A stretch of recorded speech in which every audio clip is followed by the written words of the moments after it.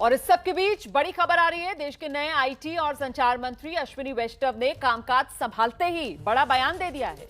Twitter की मनमानी पर मीडिया के सवालों का जवाब देते हुए अश्विनी वैष्णव ने साफ किया कि देश का कानून सबके लिए बराबर है। हर किसी को देश का कानून मानना ही होगा।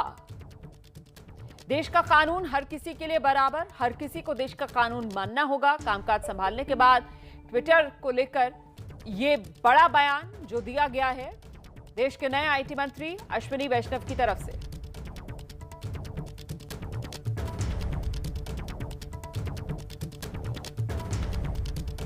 अश्विनी वैष्णव अब जो है यहाँ पर आ रहे हैं। हम कोशिश करते हैं उनसे बात करने की भी।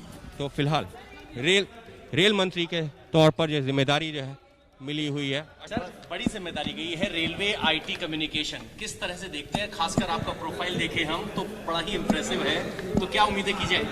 माननीय प्रधानमंत्री जी को मैं बहुत धन्यवाद देता हूं। उन्होंने इतना बड़ा आशीर्वाद दिया है, इतनी बड़ी अपॉर्चुनिटी दी है देश की सेवा करने की। इसके लिए उनका मैं बहुत आभारी हूं, बहुत शुक्रगुजार हूं।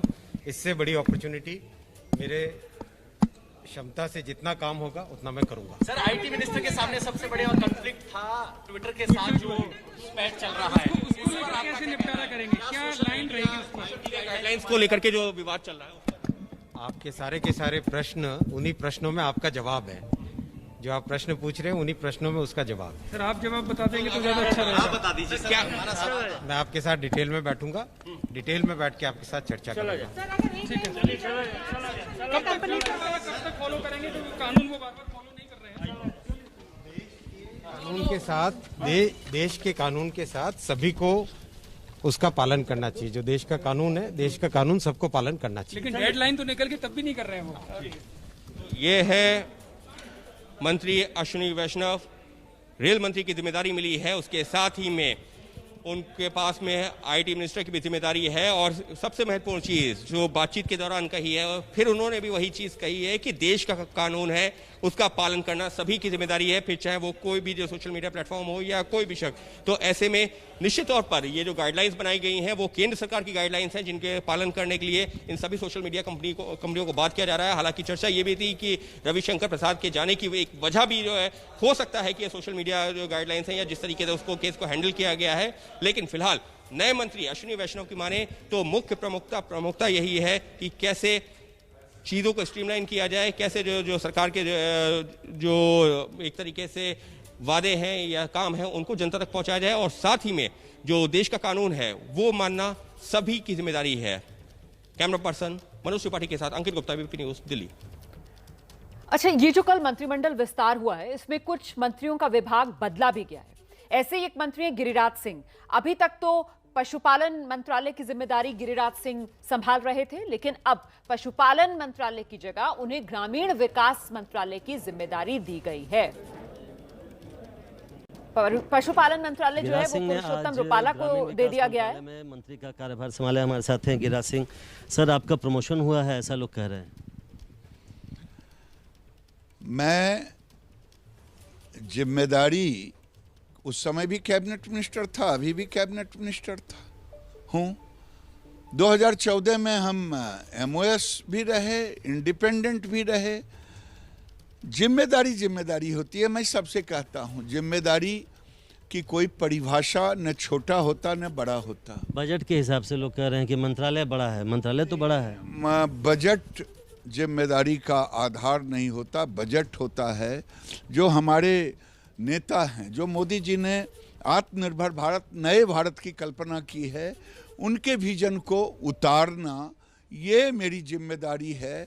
बजट तो उस के अनुरूप होगा, उनके सपनों को जमीन पर उतारने के लिए हो। क्या क्या प्राथमिकताएं रहेंगी गिरिराज जी? स्वाभाविक है, जब ग्रामीण विकास और पंचायती राज की बात करते हैं तो भारत की आत्मा, जब से मैं राजनीतिक जीवन में खड़ा हुआ 1967 में, जिंदाबाद मुर्दाबाद, उस समय से मैं गांव की आत्मा, देश की आत्मा गांव में, देश की आत्मा गांव में। अभी भी लोग कह रहे हैं 70% आबादी, 68% आबादी गांव में रहता है और वर्क फोर्स भी गांव में है। और मैं दंग रह गया कि वाजपेयी जी ने 2004-5 में जब जा रहे थे, उस समय जो आधी आबादी है वर्कफोर्स महिला, वो 32% वर्कफोर्स थी जिनके हाथों में रोजगार था। लेकिन वही 13-14 के आंकड़े देखता हूं तो वो घट करके 26 आ गया।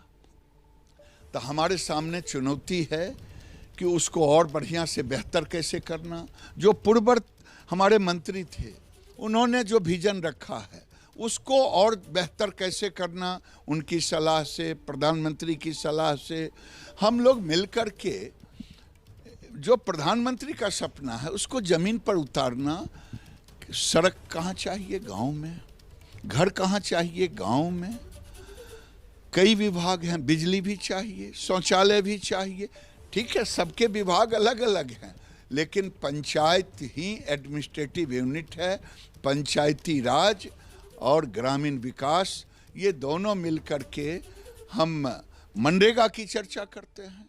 कोरोना में साहब मनरेगा ने जो प्लान मजदूर थे, जो मजदूर गांव गए लौट के, उनको रोजगार दिया। मनरेगा में रोजगार मिला नहीं, रोजगार मिला और पारदर्शी तरीके से उनके खाते में पैसे गए। एक प्रधानमंत्री ने तो कहा था कि मैं 1 रुपया भेजता हूं, 15 पैसे गए। ये मनरेगा का सच्चाई है जो प्रधानमंत्री ने मनरेगा के स्वरूप को बदल दी। आपको आपके काम का इनाम मिला है? ये आखिरी सवाल है मेरा। भाई, मैं कहता हूं, मैं जब मंत्री बना था 2019 में या 14 में, तो मुझे पता था क्या? कल भी लोगों ने पूछा, मुझे नहीं पता। बना कौन बनाया उससे पूछिए, मोदी जी से पूछिए, अमित शाह से पूछिए, हमें क्या मालूम। बहुत शुक्रिया। तो जो मोदी जी का विज़न है उसको आगे बढ़ाना चाहते हैं गिरिराज सिंह। कैमरामैन राजेश कुमार के साथ प्रशांत, एबीपी न्यूज़, दिल्ली। अच्छा देखिए, मोदी मंत्रिमंडल विस्तार में राव दानवे का मंत्रालय बदला गया है। राव दानवे पहले उपभोक्ता मामले, खाद्य और सार्वजनिक वितरण मंत्रालय में राज्य मंत्री थे, अब वो रेल राज्य मंत्री बनाए गए हैं। राव दानवे से एबीपी न्यूज़ संवाददाता अंकित गुप्ता ने खास बातचीत की है। इस वक्त हमारे साथ मौजूद हैं दानवे राव साहब। सर, रेल राज्य मंत्री की जिम्मेदारी मिली है। पिछले साल 1.5 साल से तो हम देख रहे हैं कि रेलवे का परिचालन एक तरह से ठप सा पड़ा हुआ है। कितनी बड़ी चुनौती है उसको वापस कोरोना काल के बाद में पटरी पे लाना, और किस तरह से उसको जो है मुनाफे में की तरफ आगे बढ़ाना? नहीं, मैं 2 साल से फूड एंड सिविल सप्लाई में काम कर रहा था। वहाँ पर मोदी जी के नेतृत्व में मैंने 80 करोड़ लोगों को हमारे डिपार्टमेंट ने 2 रुपये किलो गेहूँ और 3 रुपये किलो चावल देने का काम किया। कोविड के समय में भी कोई दिक्कत नहीं आते हुए हमने अनाज लोगों तक पहुंचाया, और मुझे ऐसा लगता है कि इसके कारण मुझे एक नई जिम्मेदारी दी गई। अब डिपार्टमेंट की ब्रीफिंग लूँगा और जो आपने समस्या मुझे बताई उसकी स्टडी करके मैं उसमें क्या दुरुस्त करना पड़ता है वो करूँगा। सर, देश में जो प्रधानमंत्री नरेंद्र मोदी जो है आए, उन्होंने जो है बुलेट ट्रेन की भी बात कही। बुलेट ट्रेन का अभी भी चर्चा हो रही है। विपक्ष तो लगातार ये कह रहा है कि वो तो एक सपना दिखा गए, बुलेट ट्रेन वो है कहाँ। तो बहुत सारी चुनौतियाँ भी। मुझे ऐसा लगता है कि विपक्ष को काम नहीं करना है। जो भी हम काम करते, सेंट्रल विस्टा का काम करते, बुलेट ट्रेन का काम करते हैं, जो भी अच्छे काम करते हैं उसकी टीका टिप्पणी करना वही उनका काम है। उनके समय में तो कुछ नहीं हुआ, ना तो सेंट्रल विस्टा हुआ, ना तो बुलेट ट्रेन हुआ।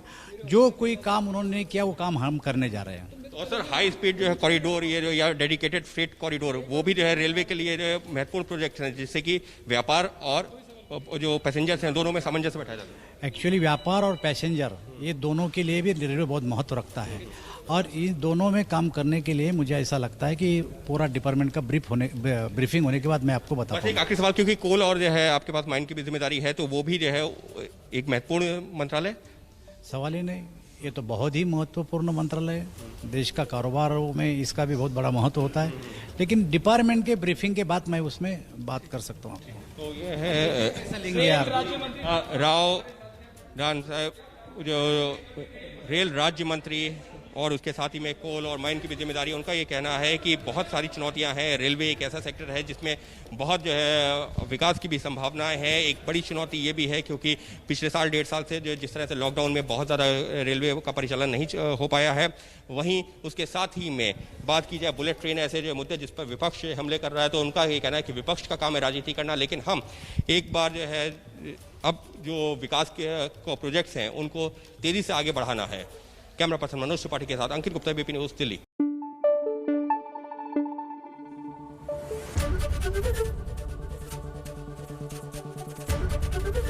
एबीपी न्यूज आपको रखे आगे।